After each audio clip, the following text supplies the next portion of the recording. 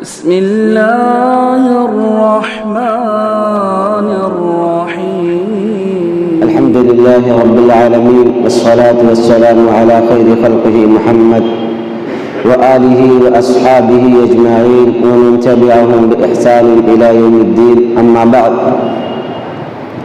سامعین کرام، آپ کے سامنے مسلسل کئی دنوں سے بات چل رہی ہے بارش کے تعلق سے۔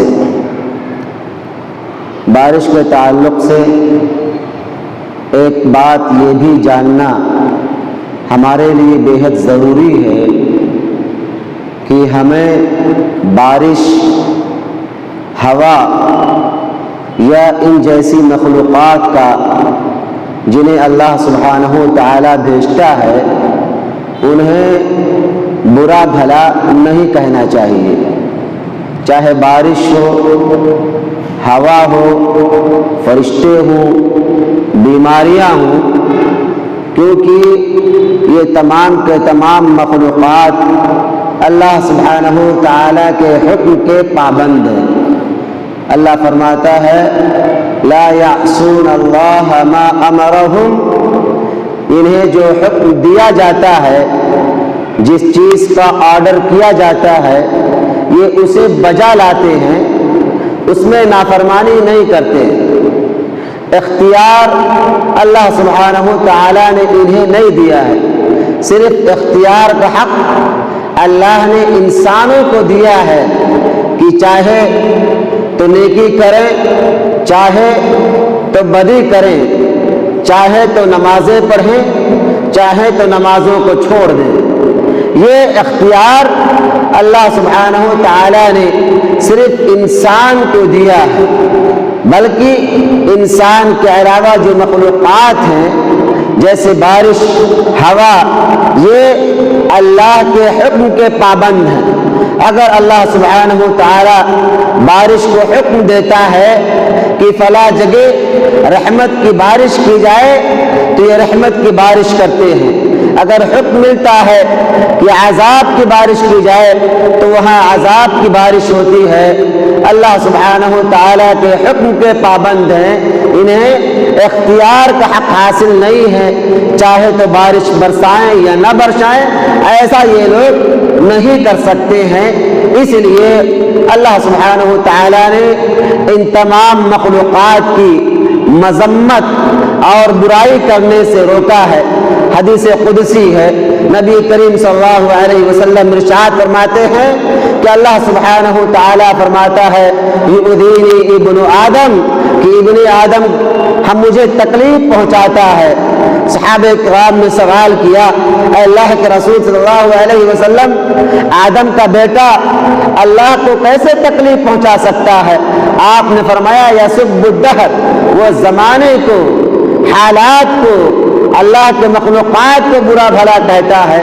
وَأَنَا الدَّهْرُ، حالانکہ میں ہی زمانہ ہوں، الٹ پھیر اقلب اللیل والنہار، دن اور رات میں ہی بدلتا ہوں۔ ایک مثال سے سمجھیے کہ اگر آپ اپنے بچے کو یا اپنے نوکر کو، ملازم کو یا اپنے کسی دوست سے یہ کہیں کہ فلاں آدمی کو بلا لاؤ، اب وہ بچہ، وہ مزدور، وہ آپ کا دوست جاتا ہے فلاں سے کہتا ہے کہ فلاں نے تمہیں بلایا ہے۔ اب وہ آدمی آپ کے پاس جب آ جاتا ہے تو یہ کہتا ہے کہ مجھے آپ نے بلایا ہے، کیونکہ حکم آپ نے دیا تھا۔ بچہ آپ کے حکم سے، مزدور، ملازم آپ کے حکم پر گیا ہے، دوست آپ کے کہنے پر گیا ہے، اس لیے مالک کا آپ ہیں۔ میں بچے کے بلانے پر نہیں آیا، میں آپ کے بلانے پر آیا ہوں، آپ کے نام کی وجہ سے آیا ہوں۔ تو اللہ سبحانہ وتعالی یہ تمام مخلوقات جو بھیجتا ہے یہ اپنی مرضی سے بھیجتا ہے، یہ اللہ کے مرضی کے پابند ہیں۔ ان مخلوقات کو، بارش کو، ہواؤں کو، اسی طریقے سے بدلیوں کو برا بھلا کہنا، تنقید کرنا، لعن طعن کرنا، در حقیقت اللہ سبحانہ وتعالی کو برا بھلا کہنا ہے، اللہ سبحانہ وتعالی کو گالی دینا ہے، جو اسلام میں جائز نہیں ہے۔ ہمارا ایمان اور عقیدہ ہے کہ ہم اللہ سبحانہ و تعالیٰ کو برا بھلا نہیں کہہ سکتے۔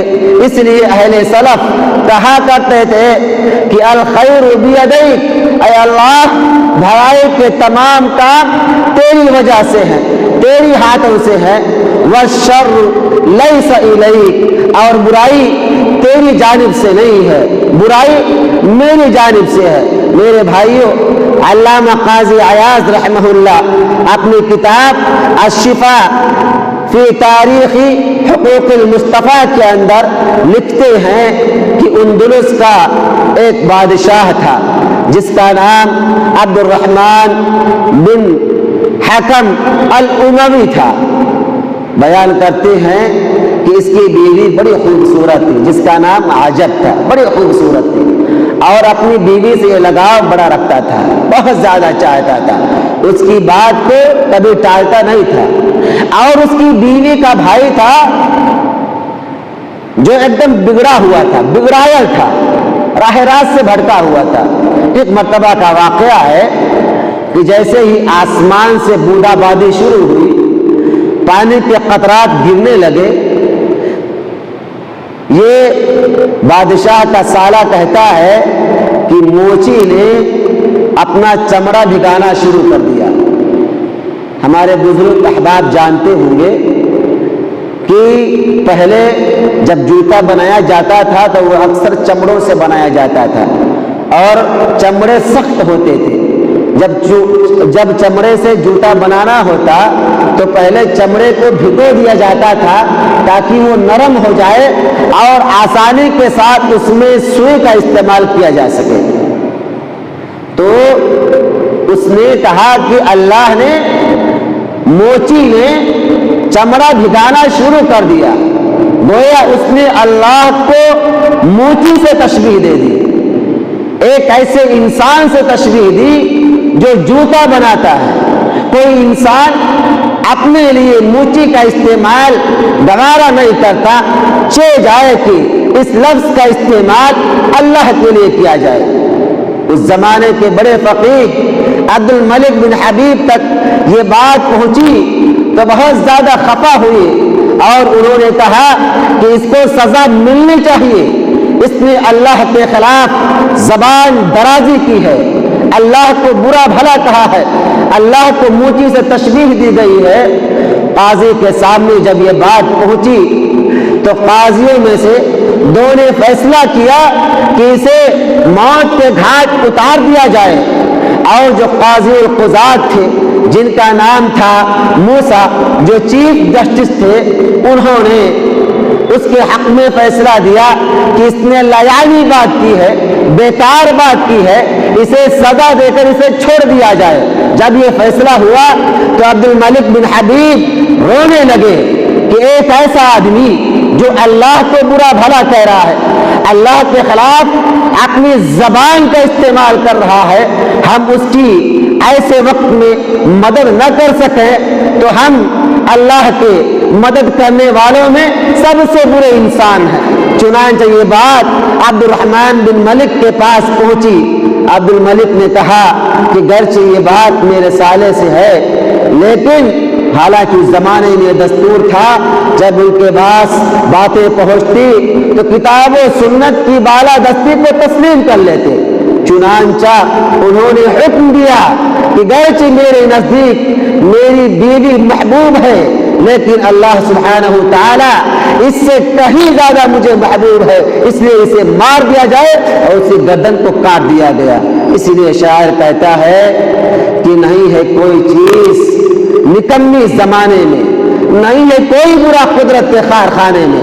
میرے بھائیوں، اللہ سبحانہ و تعالیٰ کے مخلوقات کے بارے میں برا بھلا کہنا در حقیقت اللہ کو برا بھلا کہنا ہے۔ مثال سے سمجھیے کہ ایک استاد، ایک ٹیچر بچوں پر سختی کرتا ہے، ڈنڈے کا استعمال کرتا ہے، ہاتھ کا استعمال کرتا ہے، حالانکہ بچہ اس سختی کو ناپسند نہیں کرتا ہے، جبکہ ٹیچر یہ سمجھتا ہے کہ میں بچے کے ساتھ عین انصاف کر رہا ہوں، انصاف سے کام کر رہا ہوں، اس کی اصلاح چاہتا ہوں۔ غور کریں میرے بھائیوں، जब एक बच्चे और एक टीचर के दरमियान इतना फर्क है, एक दूसरे के मकासद को नहीं समझते हैं, तो मेरे भाइयों हम अल्लाह के अहकामात को, अल्लाह के इक़दाम को कैसे समझ सकते हैं। हालांकि हमारा ये ईमान है कि अल्लाह का हर अमल, अल्लाह सुब्हानहू व तआला का हर हुक्म हिकमत से खाली नहीं है। जहाँ वो अजीज है वहीं वो हकीम भी है। उसका हर अमल, उसकी हर एक्टिविटी हिकमत से पुर है। बज़ाहिर हम देखते हैं कि बच्चे का घर बारिश की वजह से गिर गया है, बच्चे के तई हमारी पूरी हमदर्दी है, लेकिन हमसे ज्यादा हमदर्द, हमसे ज्यादा मोहब्बत करने वाला वो परवरदिगार है जो अपने बंदों से बहुत ज्यादा मोहब्बत करता है। हम उस बच्चे से जितनी मोहब्बत, जितनी हमदर्दी करते हैं, जो समाज बारिश के जद में है, बारिश की वजह से तबाह हो गए, दर दर भटकने पर मजबूर हैं, ऐसे लोगों के तई हमारी पूरी हमदर्दी है, हम उनसे हमदर्दी करते हैं। लेकिन मेरे भाइयों, हमसे ज्यादा हमदर्दी करने वाला अल्लाह की जात है, और उसमें अल्लाह की कोई ना कोई हिकमत, कोई ना कोई मकसद पोशीदा है।